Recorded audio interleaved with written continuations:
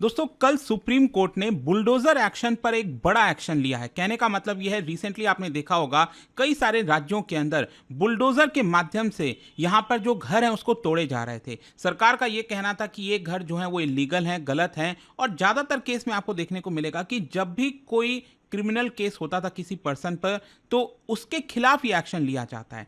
तो इसी से रिलेटेड पूरा मामला गया था सुप्रीम कोर्ट में और सुप्रीम कोर्ट का बड़ा फैसला आया। ये खबर आप देख सकते हो यहां पर, heavens will not fall, supreme court holds bulldozer action across India without its permission. चलिए शुरुआत करते हैं और सबसे पहले ये देखते हैं कि एग्जैक्टली हो क्या रहा है। देखिए, कल सुप्रीम कोर्ट के द्वारा यहां पर जिस तरीके से बुलडोजर जस्टिस दिया जाता था, बुलडोजर एक्शन लिया जाता था, उसके ऊपर अगले 15 दिन के लिए रोक लगा दी गई है। 1 अक्टूबर तक बिना सुप्रीम कोर्ट के परमिशन के यहां पर जो सरकारें हैं देश भर में, वो बुलडोजर एक्शन नहीं ले सकते। हां, यहां पर कुछ एक्सेप्शंस हैं, जैसे कि अगर मान लो पब्लिक रोड पर, वाटर बॉडीज पर, रेलवे लाइन पर, फुटपाथ पर अगर कोई एनक्रोचमेंट होता है तो उसके ऊपर सरकार यहां पर एक्शन ले सकती है। ये देख सकते हो यहां पर बोला गया है कि अगली जो हियरिंग होगी वो होगा आपका 1 अक्टूबर, और इसीलिए नेक्स्ट डेट तक कोई भी डिमोलिशन नहीं किया जाएगा बिना सुप्रीम कोर्ट की इजाजत के। और ये जो फैसला है वो सुप्रीम कोर्ट के 2 जजों की जो बेंच है, जस्टिस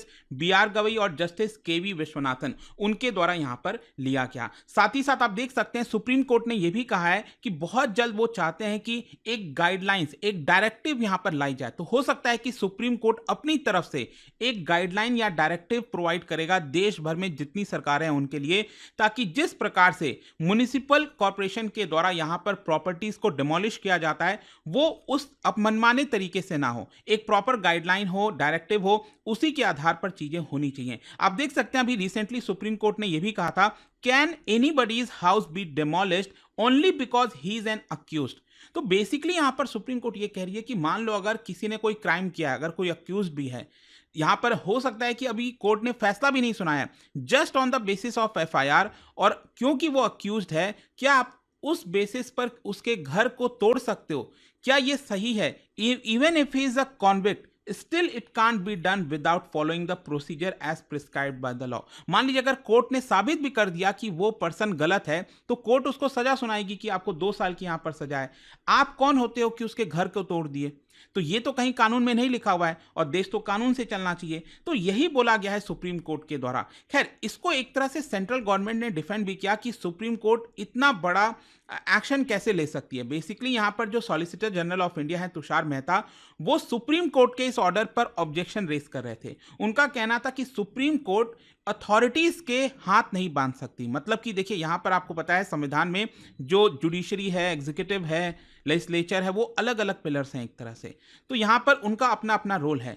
तो सुप्रीम कोर्ट एग्जीक्यूटिव के रोल में नहीं आ सकती, यहां पर इस तरह का डिसीजन नहीं ले सकती। ये सारा जो डिसीजन है वो सरकार के पास होना चाहिए, ऐसा सेंट्रल गवर्नमेंट कह रही थी। लेकिन यहां पर जो सुप्रीम कोर्ट की बेंच है, उन्होंने कहा कि यहां पर आसमान नहीं गिर जाएगा अगर आप 2 हफ्ते तक बुलडोजर एक्शन रोक दोगे। Stay your hands, what will happen in 15 days. ठीक है, तो अभी के लिए 15 दिन के लिए रोका गया है। हो सकता है 15 दिन के बाद एक और बड़ा फैसला है। और साथ ही साथ मैं आपको यह भी बता दूं कि सुप्रीम कोर्ट ने ये जो फैसला लिया है ना, वो उनके पास जो स्पेशल पावर होती है अंदर आर्टिकल 142, क्योंकि संविधान में आर्टिकल 142 एक ऐसी पावर है सुप्रीम कोर्ट के पास कि वो जस्टिस दिलाने के लिए कोई भी निर्णय ले सकती है। जी हां, कोई भी निर्णय ले सकती है। तो उसी पावर का इस्तेमाल किया गया है सुप्रीम कोर्ट के द्वारा। और देखिए यहां पर उन्होंने कहा है कि even if there is one instance of illegal demolition, it is against the ethos of constitution. और कहीं ना कहीं इसी की वजह से यहां पर हम नहीं चाहते कि किसी भी पर्सन के साथ अन्याय हो। खैर, यहां पर क्वेश्चन ये भी है कि ये जो जजमेंट है उसकी इतनी चर्चा क्यों हो रही है, इतना मायने क्यों रखता है?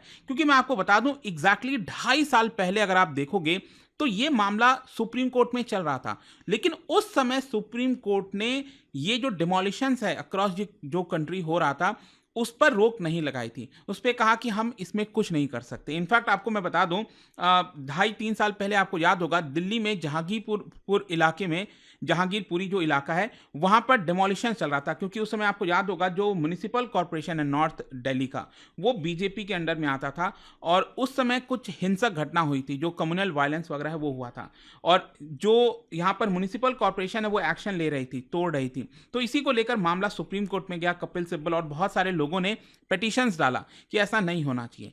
तो यहाँ पर सुप्रीम कोर्ट ने क्या किया, जहांगीरपुरी वाला जो डिमोलिशंस था उसके ऊपर थोड़ा सा स्टे लगा दिया, स्टेटस को लगा दिया कि अभी उसके ऊपर एक्शन नहीं लेना चाहिए। लेकिन यहाँ पर कपिल सिब्बल ये चाह रहे थे कि पूरे देश भर में इसको रोका जाए, लेकिन उस समय सुप्रीम कोर्ट ने साफ साफ कह दिया था कि नहीं, ऐसा नहीं होगा। और देखिएगा, उस समय जो बेंच में थे, जो जस्टिस थे, वो थे नागेश्वर राव।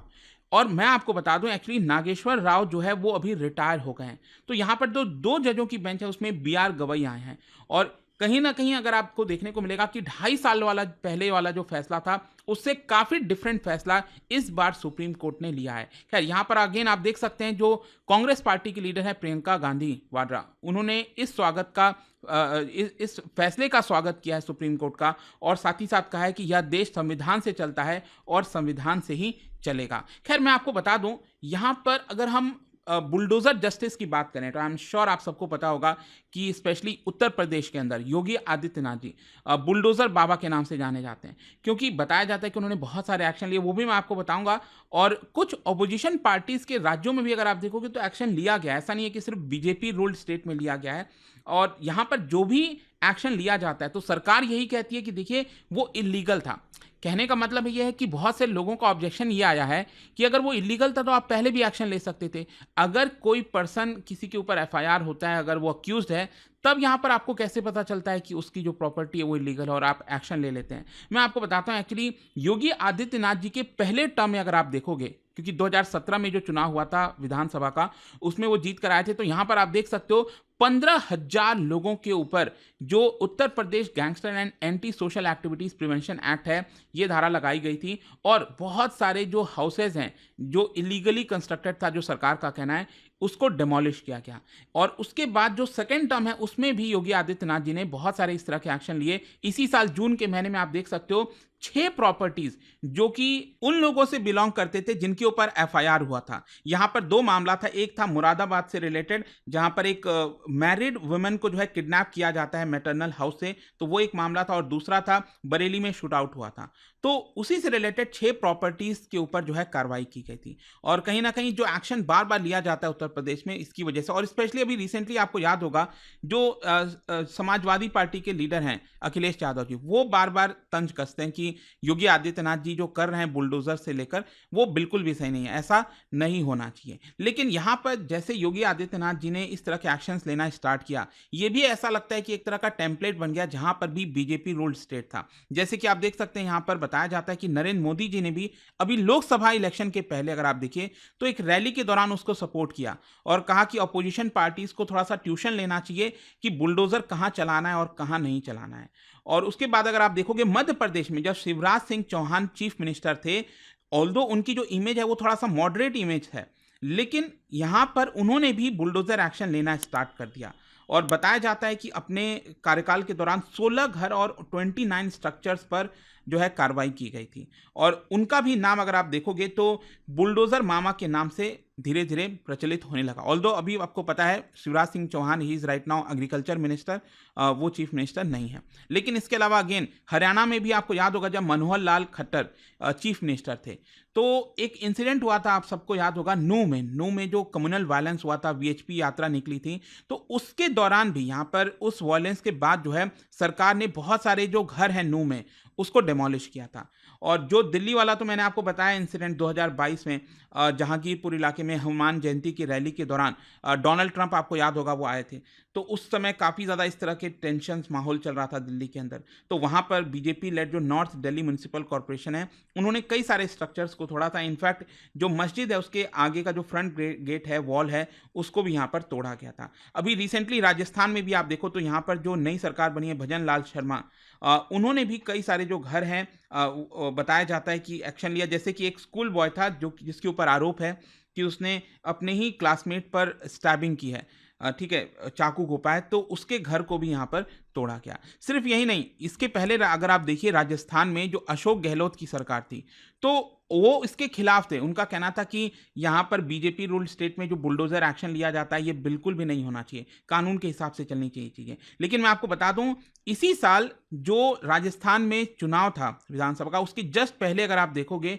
तो उनके द्वारा भी एक्शन लिया गया था। एक टीचर रिक्रूटमेंट एग्ज़ाम का जो क्वेश्चन पेपर है, वो लीक में शामिल था, एक कोचिंग इंस्टीट्यूट उसके भी जो प्रॉपर्टी है उसको तोड़ा गया था। तो इस तरह की जो लगातार कार्रवाई है हुई है रिसेंटली, इसको लेकर काफ़ी सारा मामला सुप्रीम कोर्ट में चला गया और इसीलिए यहाँ पर अब सुप्रीम कोर्ट का ये निर्णय आया है। आई होप कि आपको सब कुछ समझ में आ गया होगा और आपका क्या मानना है इसको लेकर, होना चाहिए नहीं क्या है, आप मुझे कमेंट्स में ज़रूर बताइएगा। और जाने से पहले एक इंटरेस्टिंग क्वेश्चन, क्या बता सकते हो कि हमारे देश में कौन सी कमिटी ने सजेस्ट किया था कि एक insurance regulatory authority of India होना चाहिए? ये आपको बताना है। इसका